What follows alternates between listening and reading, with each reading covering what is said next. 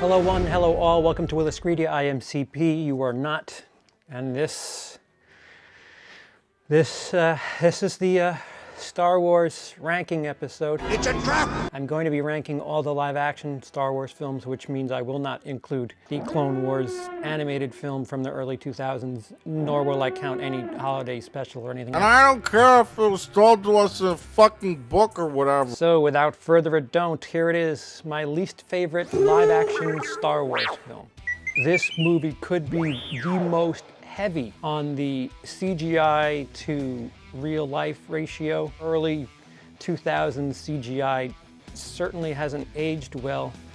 Amongst other things, the story is really kind of soft, weak. Too weak. George Lucas writes romance like really bad melodrama. Be honest, when you saw Darth Vader back in the OG trilogy, did you imagine him saying any of this shit? I don't like sand. It's coarse, and rough and irritating, and it gets everywhere. Unlike ordinary sand, which is messy and boring, squishy sand is exciting and sticks together. The closer I get to you, the worse it gets. The thought of not being with you, I can't breathe.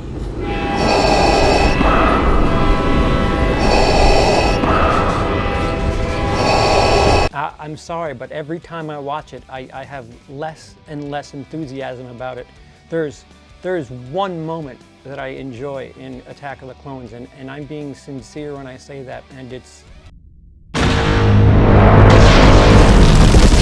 the home theater porn.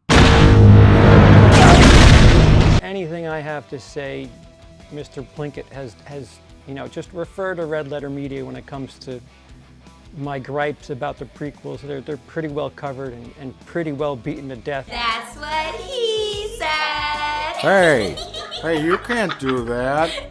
Only guys can do that. Now, unlike Attack of the Clones, there's a bit more to Phantom Menace that I kind of was clinging to and appreciated a bit more than anything in Attack of the Clones. Again, this is a very similar thing, though, where every time I watch the movie, it's harder and more difficult to get through it, and a bit of a chore, which is unfortunate because if you do a chronological watch of these movies, you're starting off rather rough. Did you just refer to me as White Devil? But there are moments in Phantom Menace that I quite enjoyed and still do. Everybody says the pod race. But there's a lot of weird politics and yeah. And then perhaps the coolest, most shallow, empty shell of a character, which is Darth Maul. He was a badass. I remember watching it the first time, thinking how much of a badass Darth Maul was. At last we will have revenge. Subsequently, every time watching it since, there's just nothing to him. He looks cool. That's it. My second least favorite is Phantom Menace, with really two things that I appreciate. That's it. And it's the pod race and the last 20 minutes or so, I guess. Solo, a Star Wars story. Yeah, it's a Star Wars story. I know people say that Rogue One is like a fan film. I would argue that Solo feels more like a fan film than anything. There's stuff in there that really feels fan servicey, and it's just an unnecessary story, much unlike something like The Mandalorian. The Mandalorian is something that exists in the universe. There's entertainment to it, and it feels like it doesn't need to cling to things that you know about the franchise. It could just be about the dude Han and not how he got his name. Solo. Cool. Cool. And just you took the most charismatic character in the entire franchise and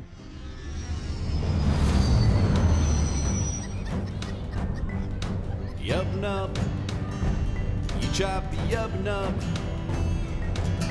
I realize that a lot of you are probably just throwing stuff at your screen, but Return of the Jedi is I think, perhaps the most overrated Star Wars movie. You know, all the stuff at Jabba's palace and you know, killing Boba Fett, another character that has way too much attention. Hey look, it's that guy who said that one thing in the other movie I saw. I need to base my entire cosplay career on him. And he dies.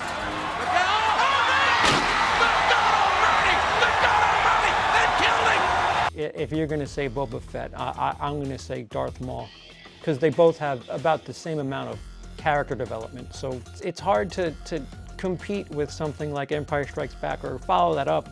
And they kind of do. The first act of Return of the Jedi really is good. It just doesn't close very strong, and that's unfortunate considering the closure of the story and the whole Skywalker thing. Rise of Skywalker, I don't know, as its own movie, I kind of like it. As a part of the sequel trilogy, I just don't understand its existence. It's strange. It definitely feels like JJ threw 2 movies worth of stuff together while trying to retcon the middle, and what we got was this. But it makes you frustrated, Rise of Skywalker does, because there's this camaraderie, this chemistry, banter between Finn, Poe, and Rey, and it... What'd you do to the droid? What'd you do to the Falcon? Falcon's in a lot better shape than he is. BB-8's not on fire. What's left of him isn't on fire. Tell me what happened. You tell me first. How do you know how to do that? I'll tell you later. You mean when Poe's not here? Yeah. We're gonna die in sand burrows and we're all keeping secrets? I'll tell you when you tell us about all that shifty stuff you do. You were a spice runner? You were a stormtrooper? Were you a spice runner? Were you a scavenger? We could do this all night. You don't have all night. Just another reminder of what we didn't have for the entire series of movies. And, you know, there are some sweet spots to it. J.J. Abrams, at the very least, getting to pay off and parallel, and it's like poetry, it rhymes, you know, kind of ties a bow around from Force Awakens. It was quite admirable to see, quite sweet. Kylo Ren, the development of that character, regardless of how you feel about the sequel, It's too late. It's too late. could be the strongest start to finish of a character that we've had, arguably. I know what I have to do, but I don't know if I have the strength to do it. I know what I have to do, but I don't know if I have the strength to do it. Second to only Luke Skywalker. I mean, perhaps Kylo is the best arc of a villain, and I feel rather strong saying that. Rise of Skywalker really, I don't know, it makes things feel weird for me. And if you asked me in 2015 if I'd feel like this, I would have told you no chance. But here we are. I'm all the Jedi.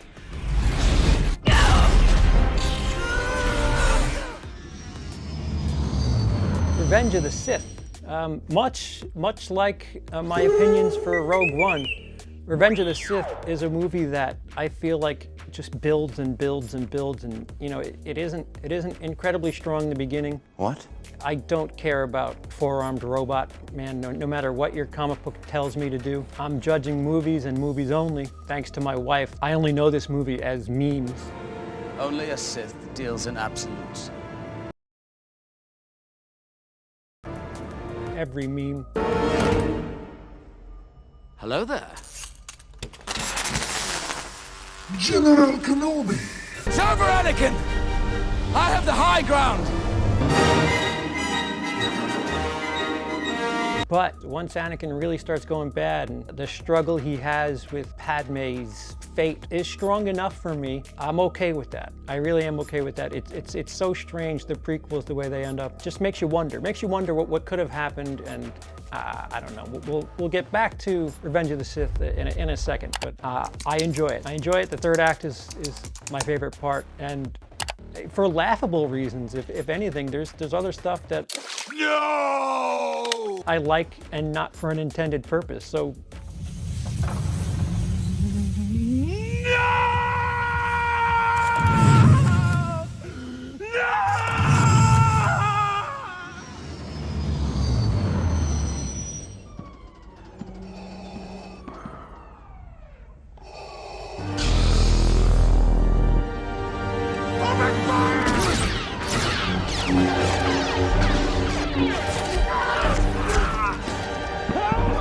Rogue One, or the fan film, as most people call it, a movie that with each act got better and really left me with a strong feeling. And as I've rewatched it 2 or 3 times now since it's been out, I looking at your watch a little bit in the beginning, but These are prisoners. Yes, where are you taking them? I am taking them To imprison them in prison. And for people that say that there's not really character development, I would disagree with that. Let them pass in peace. The Force is with me, and I am with the Force. And I fear nothing, for all is as the Force wills it. Does this fall under the unnecessary film category? Perhaps, depends on who you ask. He's blind. Is he deaf? I said stop right there. I enjoy the ride, obviously.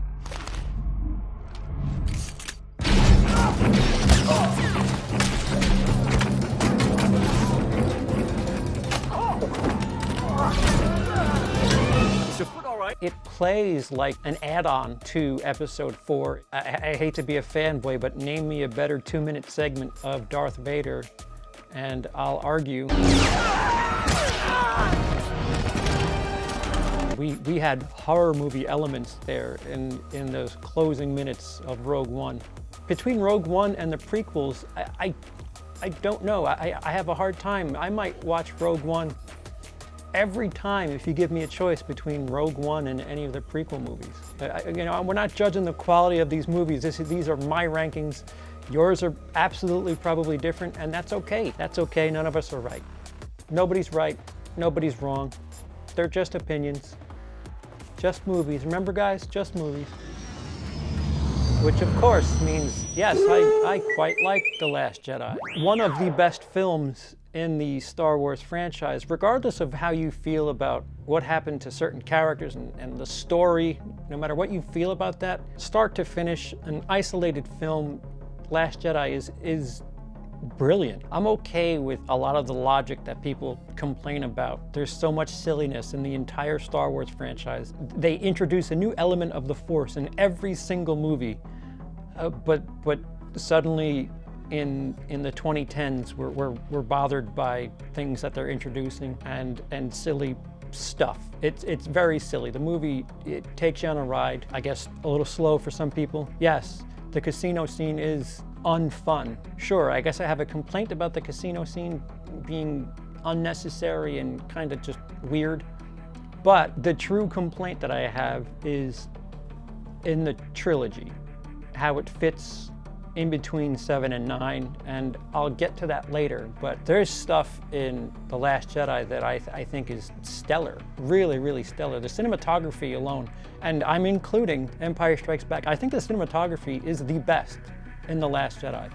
So, number 3 on this list is Star Wars, and I realize some of you have already left by this point. You're already gone. You're not even listening to what I have to say. Everything that is great about this movie has been said by other people.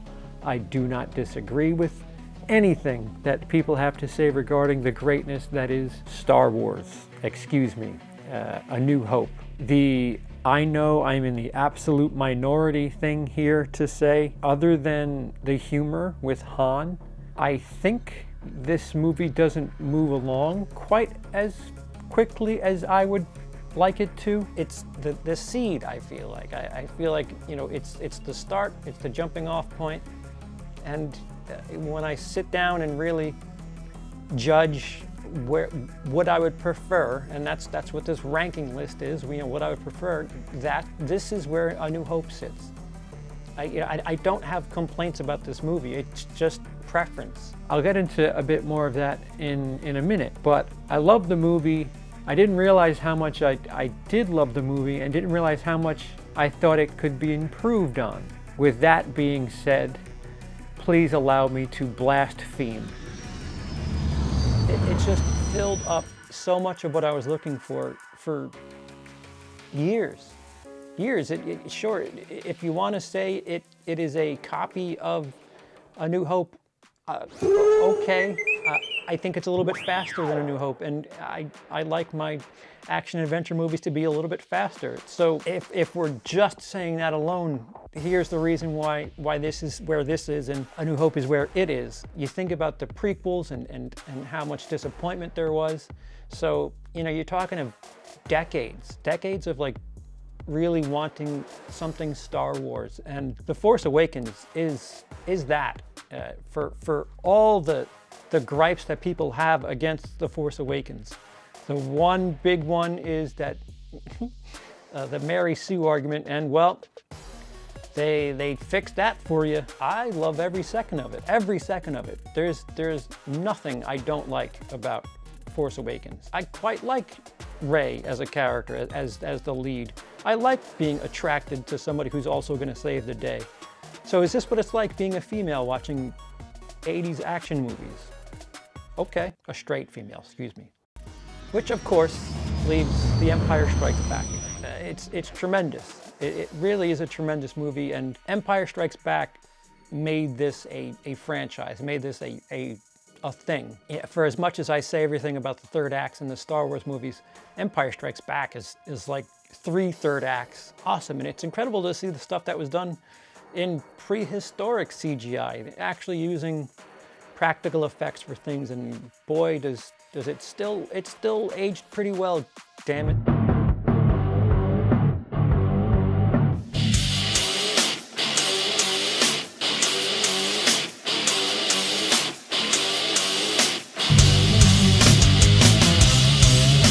There's thousands of other videos that talk about how incredible Empire Strikes Back is. I do not defer from any of it.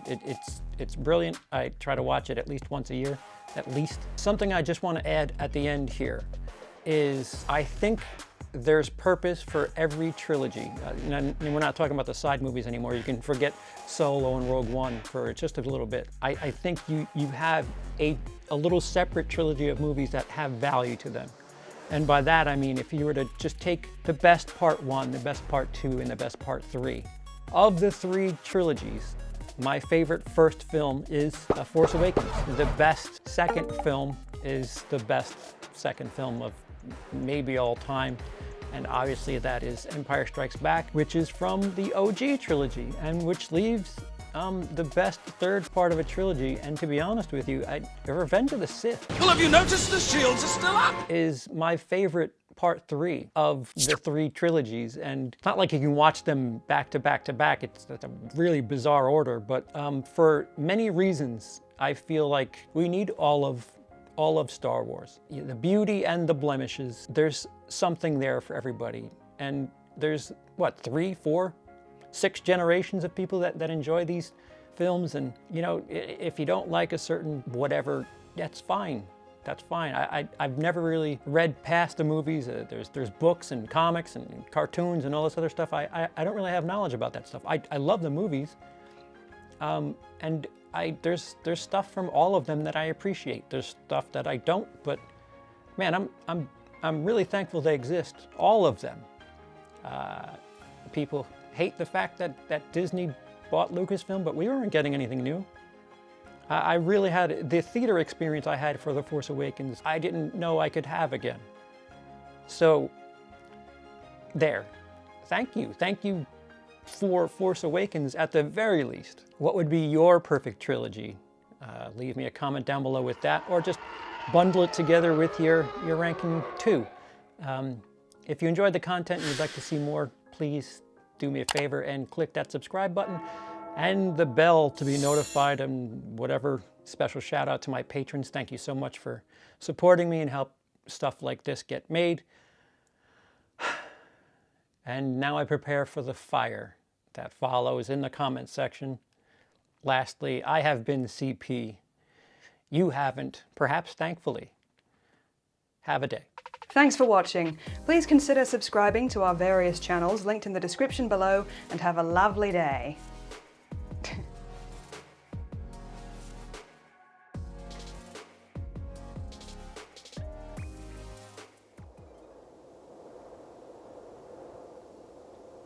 It's a new flavour in my mouth.